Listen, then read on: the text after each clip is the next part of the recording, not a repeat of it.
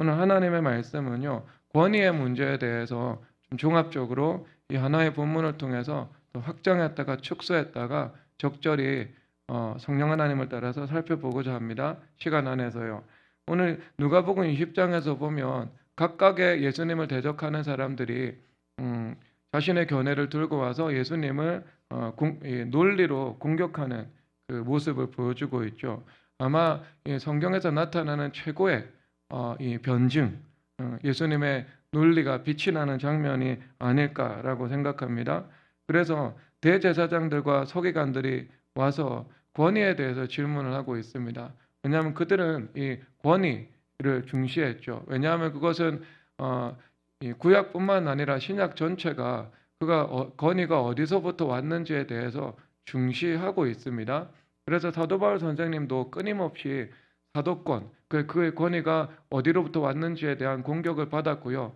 그리고 하나님으로부터 사도권을 받았고, 그리고 그 사도권을 받은 것이 나 혼자만 그것을 인정한 것이 아니라 예루살렘에 있는 기둥과 같이 여기는 사도 베드로와 야고보와 요한, 그들이 있는데, 그들이 베드로는 이방인의 유대인의 사도, 그리고 나는 이방인의 사도로 복음을 동일하게 맡은 것을 인준을 받았다, 이렇게 말을 하고 있는 거죠. 그래서 하나님께서 바울도 독립적으로 세우지 않으시고요, 바나바라는 매개 인물을 통해서 예루살렘 교회 인정을 받을 수 있도록 또 하나님께서 열어 나가시는 것을 볼 수 있죠. 그러면 그것도 구약에서도 마찬가지거든요. 구약에서도 왕과 선지자 제사장은 성령 하나님의 기름 부음을 받아야 했고, 그리고 그 기름 부음을 통해서 공적인 이 권위를 갖춘 인물로 활동을 할 수가 있었습니다. 그래서 구약의 선지자들은요, 프로필이 나옵니다. 어디에서 살고 누구의 아들이고. 그러니까 익명으로 활동하는 선지자는요, 의도적으로 성경에서 그 이름이 중요하지 않기 때문에 감추고 있는 것 외에는요, 모든 선지자들이 그들의 이력을요, 주님께서 밝히고 있는 것이죠. 그래서 저도 그것을 동의하기 때문에 국민일보 같은데 자신의 이름을 밝히지 않고 예언 같은 것을 광고할 때요, 저는 읽지도 않습니다. 신뢰하지 않습니다. 왜? 자신은 명확하게 자기가 어디에서 공부했고 또 누구인지 밝히지 않고 말하는 것은요, 그것에 권위가 실릴 수 없기 때문인 것이죠. 그건 성경과 상식에 근거해서 합당하다라고 볼 수 있는 것입니다. 그래서 그들이 랍비도요, 공적으로 인정하는 존재였습니다. 그래서 모세의 직무를 대행하고 모세의 자리에 앉은 자로 여김받고 또 백성들로부터 존경과 순종을 받아야 하는 존재로 그들이 이 랍비들의 권위를 인정을 하고 있거든요. 그러니까 그 당대 문화 속에서 예수님을 보고 말씀하시는 겁니다. 예수님의 권위가 어디로부터 왔는지 질문을 하고 있는 것이죠. 그러면 여러분, 예수님의 권위가 어디로부터 왔습니까?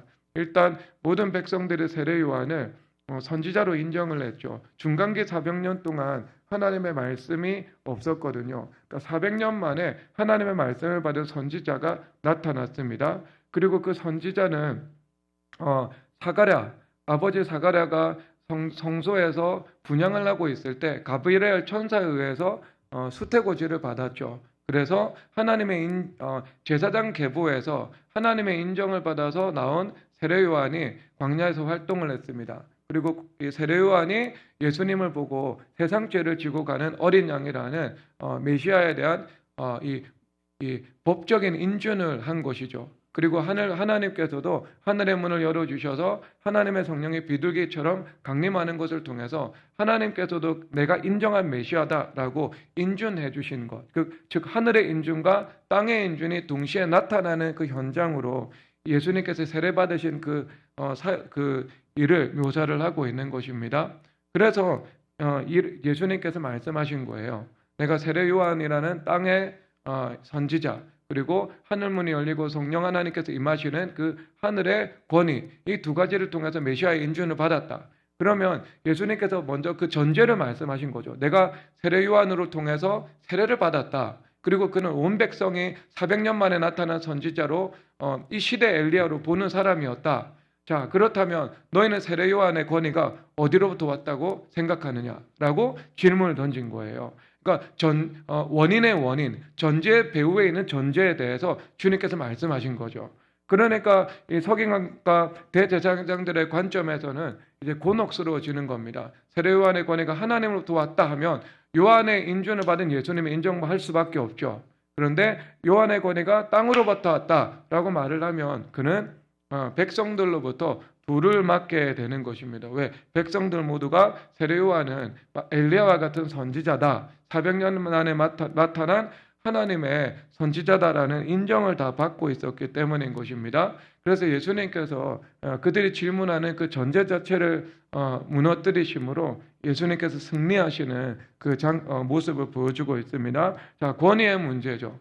그렇다면 여러분 두 번째 이 질문도 나오고 있는데, 서기관과 바리새인들이 또 예수님을 공격하기 위해서 아주 예리한 함정에 빠질 수밖에 없는 질문을 가지고 오죠. 그래서 세금이 있는데 이 세금을 하나님께 바쳐야 됩니까? 이 로마 당국에 바쳐야 됩니까? 바치지 말아야 됩니까? 하는 질문인 것이죠. 왜냐하면 이 시대적 배경 가운데 유대 열심당원이나 민족주의자들은요, 로마에게 세금을 바치는 것은 마치 반역하는 행위와 같다라는 관점을 가지고 있었습니다. 그래서 그들은 이 로마에 대항하는 외적 혁명을 통해 가지고 이 메시아의 나라를 이루어야 한다라는 그런 세계관을 가지고 있었죠. 예수님께서는 물론 그 관점에 동의하지 않고 철저하게 거부하시는 길을 걸어가셨습니다. 근데 만약 이 시점에서 예수님께서 이 가이사에게 세금을 바치는 것이 옳다라고 말을 하면 열심당원과 민족주의 관점에서 이 용인될 수 없는 대답이죠. 그리고 예수님께서 또한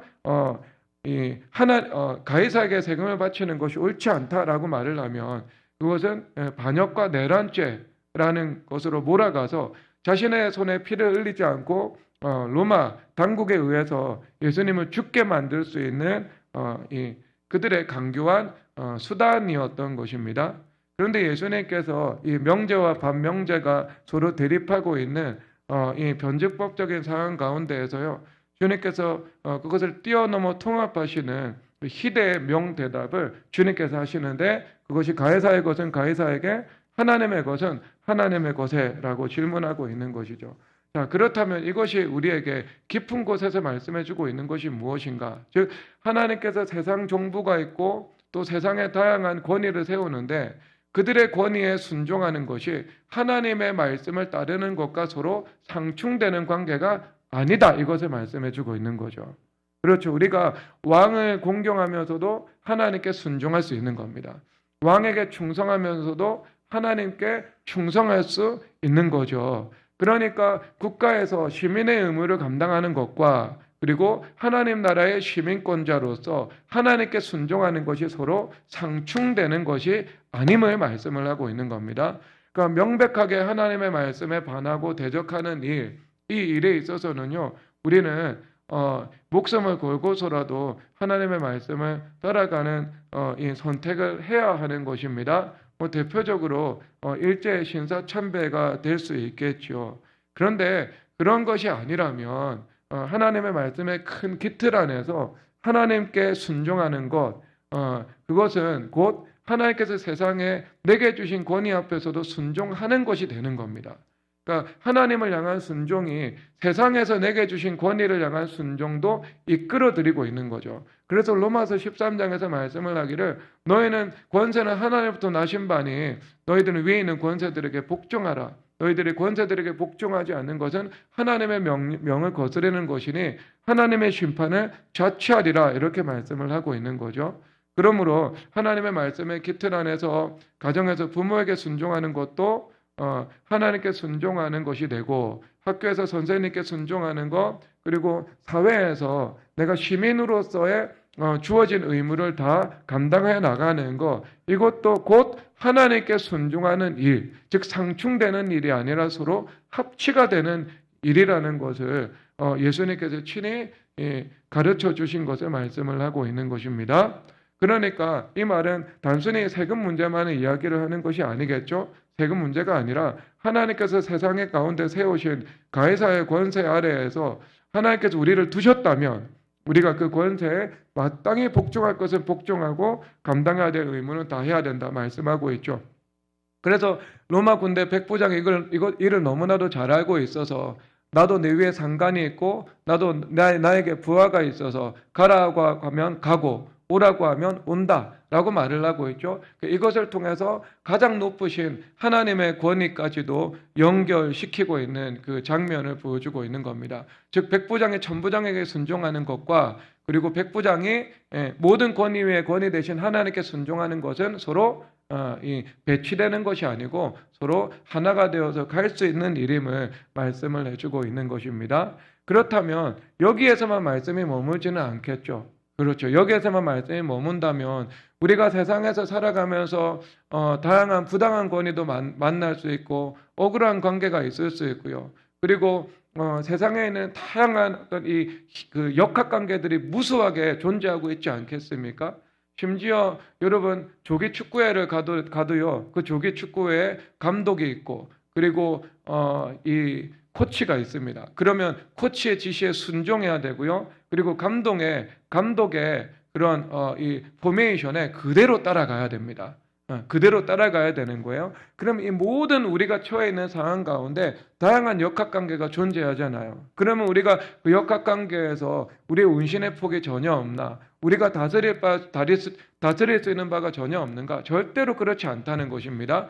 우리가 물리적으로 하나님께서 주신 위치 속에서 순종하는 것, 충성하는 것, 이것은 마땅한 거예요. 그런데 또 다른 한편으로 하나님께서 우리에게 영적으로 다스릴 수 있는 권위까지도 허락해 주셨죠. 그래서 여러분 교회됨 40이라면서 에베소서에서 말씀하시는 것이 만물 위 교회 머리 대신 예수 그리스도잖아요. 그러면 만물이 있습니다. 그리고 만물이 다른 격이 있죠. 만물 위. 그렇잖아요. 그럼 이거 상위의 질서와 하위의 질서가 있다는 것을 말씀하고 있는 것이잖아요. 그러면 위, 상위, 하위. 그러니까 만물의 상위에 무엇이 있어요?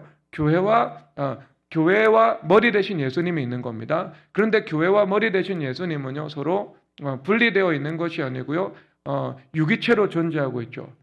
그래서 몸과 머리가 서로 유기체로 하나가 된 것처럼 머리 대신 예수님과 몸된 교회가 서로 하나가 되어 있고, 그래서 이 머리와 몸이 만물 위에 있다라고 말씀하고 있는 겁니다. 그러면 우리가 만물 위에 존재하는 사람이기 때문에요, 우리는 영적으로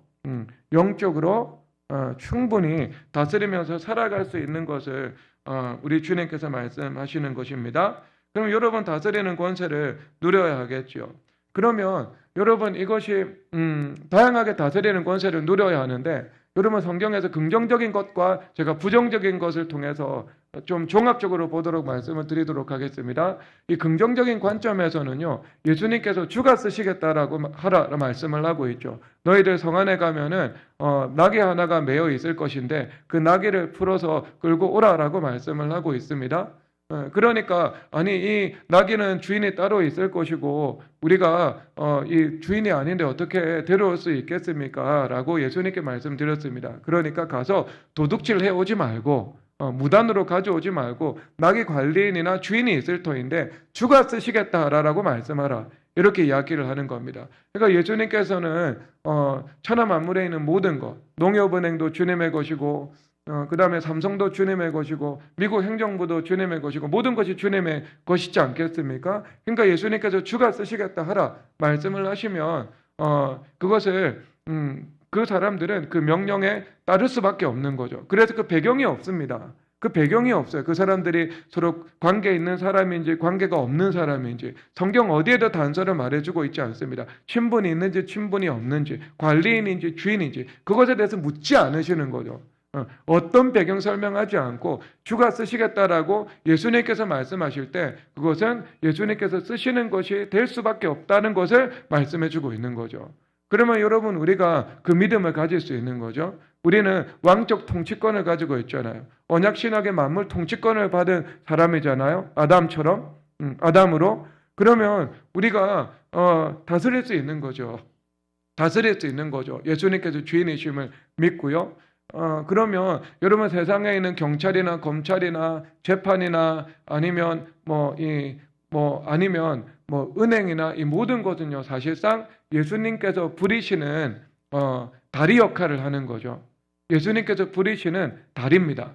사실상 제가 생각한 어휘는요, 예수님께서 부리시는 족, 그 다음에 예수님께서 부리시는 졸, 이것이 제가 생각한 단어거든요.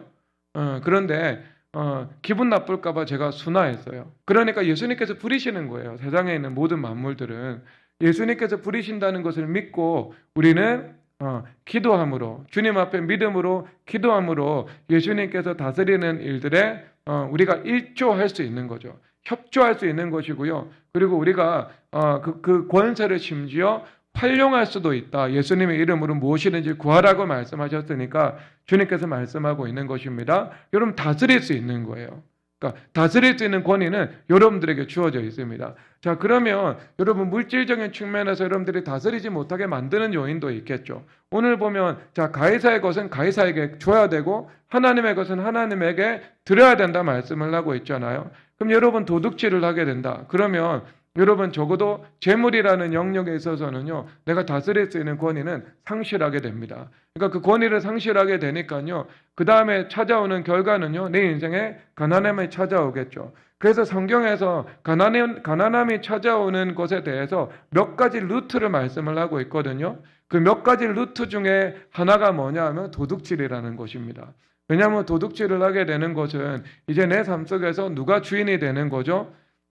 도둑질하는 영이 주인이 되는 겁니다. 그러면 그 도둑질하는 영이 내 삶 속에 이니셔티브를 가지고 가면서 내 삶에 있는 것을 도둑질하게 되겠죠. 열매를 도둑질하고 종자를 도둑질하고요. 그래서 내 삶 속에서 원수 마귀에게 이 털리는 일들이 일어나게 되는 거예요. 그래서 여러분, 도둑질을 하면 안 되는 겁니다. 그러면 나는 도둑질한 적이 없는데요, 이렇게 말할 수 있지 않겠습니까? 그런데 여러분, 도둑질 중에 빌린 것을 갚지 않은 것도 도둑질입니다. 빌린 것을 갚지 않을 때 예를 들어 법적인 문제가 아무것도 없을 수 있습니다. 법적으로요. 법적으로 우리가 면책받을 수 있고, 그리고 면책의 제도가 있으면 그것을 잘 활용할 수는 있습니다. 활용할 수 있어요. 그러니까 하나님께서 또 그리고 이 하나님의 그 율법을 반영해서 만든 인간의 법도 어떤 인간에게 재개 가능성을 차단하는 것, 이것을 원하지 않거든요. 하나님은 제일 싫어하는 게 낙인 찍는 것, 그 다음에 제기가 안 된다고 말하는 거, 마녀 사냥하는 거, 이런 거 하나님께서 제일 싫어하시는 일이거든요. 여러분, 그런 일 절대로 하면 안 돼요. 그런데 하나님께서는 언제나 제기하기를 원하시거든요. 부활의 주님이시기 때문에. 그래서 제기의 법적 기회를 마련해 놓는 것은요, 안전장치입니다. 사회에서 지혜의 일들이에요. 그럼에도 불구하고 우리가 영적으로 점검하고 가야 되는 것은 무엇인가? 영적으로는 빌린 것을 갚지 않아 버리는 것. 갚지 않아 버리는 것. 언젠가는 갚아야 되는데 갚지 않아 버리는 것은요, 도둑질의 죄가 우리 가운데 성립될 수 있는 것이죠. 그러니까 여기서 내가 주님 앞에 회개해야 되는 것은 무엇인가? 회개를 해야 되는 겁니다. 그러니까 법적으로 청산된 의무는 청산된 거예요. 다시 할 필요가 없습니다. 그게 아니고요, 물질의 문제가 아니고 영적인 문제로서 주님 앞에 마땅히 회개할 것은 회개해야 되는 겁니다. 부모가 그랬다면 부모의 것도 회개해야 되고요, 자신의 것이라면 자신과 자녀에게 그런 영향력이 흘러가지 않도록, 내려가지 않도록 주님 앞에 회개해야 되는 것입니다. 그럴 때 원인이 제거되면 결과가 제거되는 것처럼 우리의 물질적인 가난함의 원인의 문제가 회개로, 십자가로 제거가 되는 거예요. 그렇죠? 제거가 되는 거예요. 그래서 물질적으로 청산받는 것도 필요하지만 영적으로 청산받는 것은요, 더 근원적이고 더 본질적인 문제가 되거든요. 물질적인 청산은 결과적인 문제라면 영적인 청산은 원인의 문제잖아요. 그래서 우리는 원인의 원인을 파고 들어가서 그것을 해결할 때 결과와 열매는 저절로 해결되는 것이 우리가 가지고 있는 영적인 관점이고 하나님의 말씀의 법적인 지혜이지 않겠습니까? 근데 여러분, 어려운 거 아니잖아요. 그렇죠. 돈 갚는 건 어려운 일이지만 회개하는 건 어려운 일이 아니잖아요. 그러니까 주님 앞에 나아가서 철저하게, 그리고 지속적으로 그 죄가 흔적도 나의 인생과 나의 이 가계도 가운데, 나의 가정 가운데 남아나지 않도록 완전히 뿔을 뽑아버리는 일들이, 지워버리는 일들이 반드시 필요하다는 것입니다. 그래서 여러분, 가해사의 것도 도둑질해서는 안 되는 거죠. 그렇죠? 가해사, 세금 내지 않은 거, 뭐 그런 것들. 그 다음에 그런 일들이 있잖아요. 뭐 의도적으로 탈세하는 것들. 뭐 아니면 뭐 그런 일들이 있을 수 있잖아요. 그러니까 그것은 주님 앞에 좀 우리가 잘 앞으로 살펴서 행하시기를 바랍니다. 살펴서 행하시기를 바랍니다. 그래서 대표적으로는요, 제가 어떤 이것은 아주 민감하게 우리가 살펴본 일들이기 때문에 하나하나 말을 하면 율법주의로 흘러가 버립니다. 성경에서 그걸 율법 전문화하지 않았습니다. 그러니까 그런 관점에서 보는 것이 아니라 제가 그냥 큰 줄기에서 말하면은 빌리고 갚지 않는 것에 대해서 대표적으로 말씀을 하고 있는 겁니다. 그래서 그런 죄악들이 여러분들 안에 사라지는 것, 그래서 이거 부정적인 것들이 사라지게 되는 것, 내 삶 속에 믿음과 긍정적인 것들로만 감싸안게 되는 일들이 될 것입니다. 그래서 내게 그런 영적인 권위를 주셨는데 여러분 이것을 활용하는 것이 또 성경에서 나오지 않겠습니까? 예수님께서 무화과 나무가 열매 맺지 못하는 것을 보셨죠. 무화과 나무가 때가 되지 않아 열매 맺을 때가 아니다고 성경 말씀하고 있습니다. 그런데 열매를 맺지 못했다고 저주하셨어요. 왜 주님께서 이렇게 좀 이거는 이해가 안 되지 않는가, 논리적으로 합리적이지 않다? 아닙니다. 그렇지 않고요. 무화과 나무라는 것이 그런 속성이 있는데 열매 맺을 때만 열매 맺는 것이 아닙니다. 그러니까 늦은 열매가 있고 이른 열매가 있는 거예요. 그러니까 겨울 내내 맺었던 열매가 남아 있는 것이 있고요. 그리고 열매 맺을 철이 되지 않았음에도 불구하고 좀 이른 열매를 맺는 것이 있습니다. 그러니까 그 말은 시절적으로는 열매 맺을 때가 되지 않았다. 그런데 이 나무 자체는 시절이 되든 시절이 되지 않든 열매 맺지 못하는 나무다, 이것을 말해주고 있는 겁니다. 그러니까 이거 이중적인 의미를 가지고 있는데요. 아직 이스라엘이 구원받을 만한 때는 되지 않았다는 거죠. 이방인의 충만한 수가 차고 구속사의 경륜상 그 이후에 유대인들의 부흥이 온다고 성경 말씀하고 있죠. 때가 되지 않았다. 그럼에도 불구하고 열매 맺고 있는 나무인가? 아니다. 이 나무는 열매 맺지 못하고 있는 나무다. 그래서 예수님께서 선포하시죠. 뿌리로부터 말을 찌어다 선포하시는 것입니다. 그리고 나서 시간이 조금 경과한 이후에 보니까 정말 그 나무가 말라있는 것들을 제자도 보게 된 것이었죠. 그래서 너희들이 믿음이 있다면 이런 일뿐만 아니라 이 산더러 들려 바다에 여기서 저기로 옮겨지라여도 옮겨질 것이요 너희가 능치 못할 일이 없으리라 말씀하고 있죠. 그래서 믿고 구한 것은 받은 줄로 믿으라 말씀하고 있거든요. 그러니까 우리가 인생의 경영에 나가면서 종합력의 지혜는요 반드시 필요합니다. 하나님께서 우리의 사물을 하나님 말씀에 입각해서 수직적 사고와 수평적인 사고로 분별을 하면서 그 사안을 슬기롭게 지혜롭게 풀어나가는 것을 주님께서 원하시는 것이죠. 그럼에도 불구하고요, 이것 하나만 있고 믿음이 없으면은요, 주님의 일은 감당하지 못합니다. 여러분, 주님께서 우리에게 시키시는 그 일들이요, 어떤 터무니없지도 않지만 하지만 계산이 되는 것도 아닌 그런 적절히 초과 범위에 있어서 믿음의 도전을 요구받는 일들이 반드시 필요하거든요. 반드시 있거든요. 그런데 여러분 이것이 이런 영적인 세계의 일들만 있는 건 아니잖아요. 이런 물리적인 세계의 일들에 여러분 예를 들어 삼성의 어떤 회장께서 1980년대부터 반도체 투자를 할 때요. 그것은 그 그룹의 명운을 걸고 그 천문학적인 금액을 투자한 거 아니겠습니까? 그 사업에 실패하면 그룹 전체가 휘청의 위기를 감수하고 투자한 거죠. 그렇죠. 그러니까 이 일들도요, 사실상 믿음의 일들로 이루어진 거라고 봐야 됩니다. 믿음의 일들이요. 그러니까 여러분 우리가 믿음이라는 것은 무엇인가? 예수님께서 문제 푸는 것하고 똑같아요. 여러분 우리가 고차방정식이나 미적분 풀 때 어떻게 풀어요? 인투이션 해가지고 단번에 풉니까? 아니면 다양한 공식과 논리와 이해를 동원해가지고요 풀이 과정이 다 들어갑니까? 어떻습니까? 풀이 과정이 다 들어가죠, 여러분. 김박래 집사님께서 수능 문제에서 가장 어려운 문제는요 수학 교사들이 푸는데 40분 걸린다고 합니다. 40분이라는 논리적인 과정을 밟아서 문제를 푼대요. 늘 수학을 가르치는 분들도 탑 레벨의 문제는요. 근데 여러분 예수님께서 그렇게 문제 푸시겠습니까? 인투이션 해가지고 바로 문제 푸시겠습니까? 예수님은 이 복잡한 그 수식의 과정 다 만드실 수 있는 분이시죠. 그런데 예수님은 그렇게 문제 풀 필요가 없으시죠. 인투이션에 들어가는 거예요. 바로 들어가는 거예요. 여러분 그러니까 우리 인생을 살아갈 때 두 가지가 필요한데요. 하나는 믿음이고 하나는 지혜입니다. 그래서 이 지혜라는 것은요. 수학자들이 공식 만드는 거예요. 복잡한 미분의 그 풀이 과정을 만들어내는 것이 지혜라면은요. 믿음이라는 것은 뭐냐? 바로 문제에서 답으로 건너뛰어 가는 거거든요. 직관적인 거, 인투이션, 직관적인 것이고요. 바로 건너뛰어 들어가는 거예요. 예수님께서 아시는 것처럼 아시는 거예요. 예수님께서 보시는 것처럼 보시는 겁니다. 그러니까 이게 뭐예요? 믿음이 필요한 일이지 않겠습니까? 터무니없는 일을 시키시지도 않지만 그렇다고 해서 이것이 다 계산이 되는 일을 시키시지도 않죠. 그래서 주님께서 그것을 초과하는, 즉 도전적인 일들을 우리에게 원하시지 않겠습니까? 그래서 여러분 물리를 걸으라고 말씀을 하셨을 때 주님께서 갈릴리 끝에서 끝까지 걸으라고 하신 건 아니잖아요. 그렇잖아요. 그건 아니잖아요. 그래서 배에서 예수님 계신 곳까지 제가 아무리 생각해도 여기서 저기 성현재 형제 있는 정도? 주님 갈까요? 폭풍 불죠. 주님 갈까요? 했을 때 폭풍 불면 안 들리겠죠. 그러니까 적어도 해원이 있는 정도에서요 예수님 부르셨다고 주님 갈까요? 나 귀 안 먹었어! 봐봐! 할 정도. 근데 폭풍이 오니까 데시벨이 높아도 그게 바람 때문에 안 들린다고요. 그러니까 거리가 길지 않았다고 여러분. 그게 그런 일들을 주님께서 우리에게 믿음으로 도전하도록 우리에게 요구하시는 거예요. 근데 그것은 나중에 가봐야 이 수학 공식이 다 드러나게 되는 거예요. 그러니까 여러분 우리 믿음이라는 것이 무엇이 필요한가? 믿음에는요 단순성도 필요한 겁니다.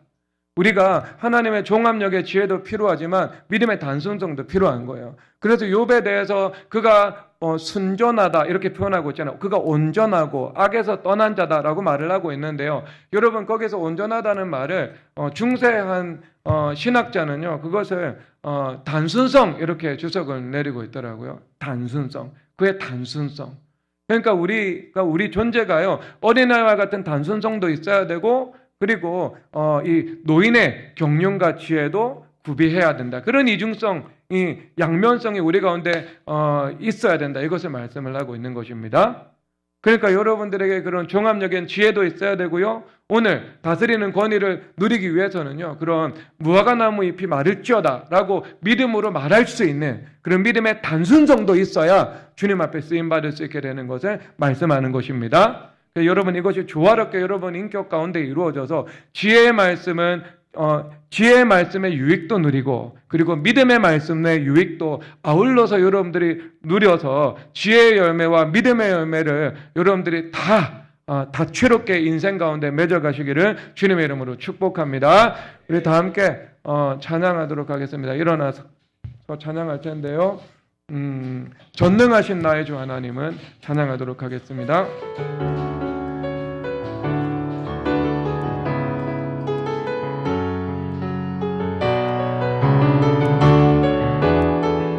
전능하신 나의 주 하나님은 전능하신 나의 주 하나님은 능치 못하실 일 전혀 없네. 우리의 모든 간구도 우리의 모든 생각도 우리의 모든 꿈과 모든 소망도 신실하신 나의 주 하나님은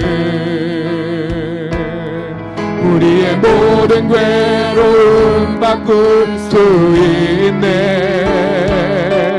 불가능한 일을 행하시고 죽은 자를 일으키시니 그를 이길 자 아무도 없네. 주의 말씀을 의지하여 깊은 곳에 그물 던져 오늘 그가 놀라운 일을 이루시는 거라.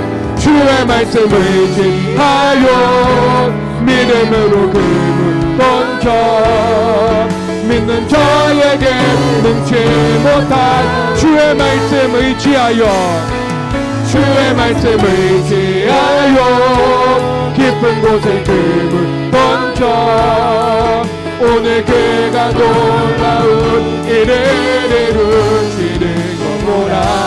주의 말씀을 의지하여 믿음으로 그물 던져 믿는 믿는 자에게 능치 못한 주의 말씀 의지하여 주의 말씀 의지하여 깊은 곳에 금을 던져 오늘 그가 놀라운 일을 이루시는 것 보라 주의 말씀 의지하여 믿음으로 금을 던져 믿는 자에게 능치 못한 주의 말씀 의지하여 주의 말씀 의지하여 깊은 곳에 금을 던져 오늘 그가 놀라운 일을 이루시는 것 보라 주의 말씀 의지하여 믿음으로 금을